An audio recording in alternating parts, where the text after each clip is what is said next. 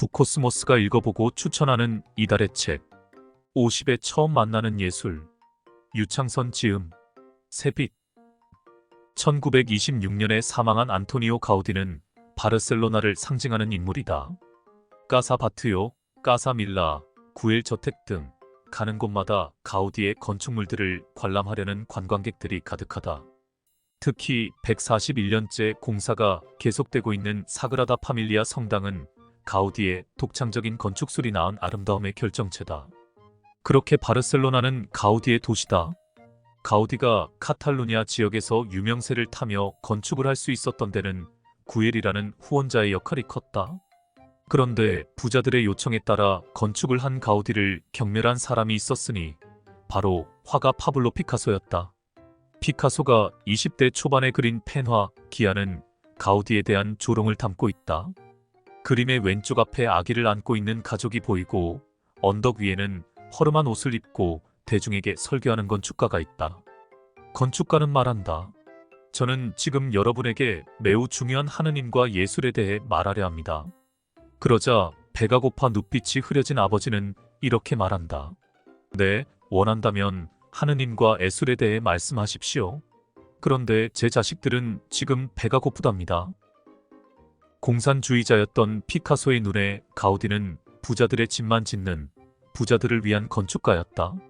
마침 피카소는 가우디가 건축한 구엘 저택 바로 앞에 살았으니 그런 호화 저택을 볼 때마다 가우디가 못마땅했을 법하다. 그런데 정작 가우디는 일생 동안 건축을 위해 고생을 많이 했다. 교회로부터 공사비를 받지 못한 적도 있었고 늘 공사비를 조달하기 위해 뛰어다녀야 했다. 말년에는 부자들을 위한 건축물은 짓지 않고 사그라다 파밀리아 성당 건축에 모든 것을 쏟아부었다. 가우디에게 이 성당의 건축은 악한 세상에서 윤리를 세우는 종교적 권위를 갖는 성전을 짓는 일이었다. 그런 가우디는 74세 때 거린 차림으로 길을 가다가 전차에 치이고 사흘 후에 사망한다. 누구도 그런 거짓 차림의 사람이 가우디일 거라고 상상조차 하지 못했다. 가우디의 마지막은 그렇게 고독했다. 너무도 독창적인 탓에 괴짜 취급을 받으며 사람들로부터 그리 많은 사랑을 받지 못했다. 가우디의 전기 작가인 라폴스는 가우디는 고난을 인내하고 청빈하게 살았다며 그리스도인의 모범이라고 칭송했다. 반면 젊은 시절 가우디를 그렇게도 비난했던 피카소의 인생은 유난스럽고 화려했다. 피카소는 수많은 여성 편력을 드러낸 희대의 바람둥이였다. 흔히 피카소의 7 여인을 꼽지만 법적인 부인은 올가 코클로바와 자클린 로크 2 여성뿐이었다. 첫 번째 부인 올가는 피카소가 마리 테레즈와 바람을 피우고 임신까지 했다는 사실을 알고는 이혼 소송에 들어갔다.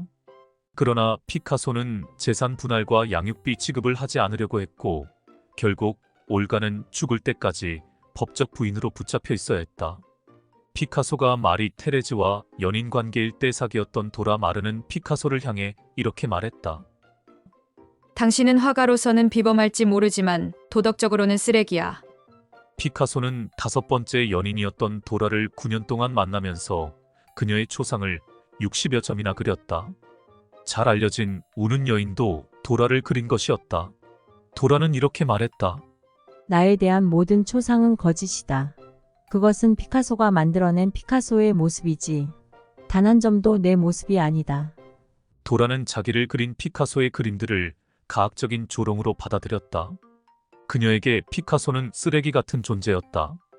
피카소와 관계를 맺었던 많은 여인들이 우울증, 자살 등 비참한 나락으로 빠졌다. 게르니카 등을 통해 전쟁의 폭력성을 고발하던 피카소였지만 정작 자신은 여인들에게 잔인한 삶을 살았다. 그야말로 모순덩어리의 삶이었다.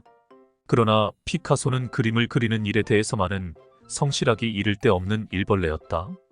평생 5만여 점의 작품을 남긴 피카소는 평소 나는 일을 할 거야. 일을 해야 해 라고 습관처럼 말했다. 마지막 부인이었던 자클린은 피카소에게 이른 공기만큼이나 필요한 것이었다고 회고했다. 화가 피카소의 천재성을 부정할 사람은 없지만 인간 피카소의 삶은 논쟁적이다.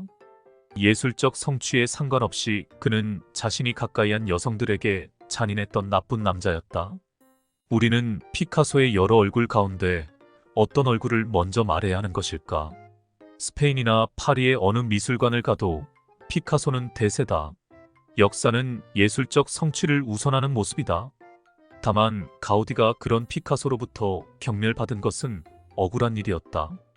고독한 말년을 보내고 사후에야 인정받은 가우디에 비해 여인들에게 둘러싸여 명성과 부를 누린 피카소의 삶은 화려했다. 인생에 대한 평가는 삶의 모습을 오랜 시간 지켜봐야 알 수 있는 것임을 두 사람의 엇갈린 삶이 말해주고 있다. 50에 처음 만나는 예술. 유창선 지음. 새빛.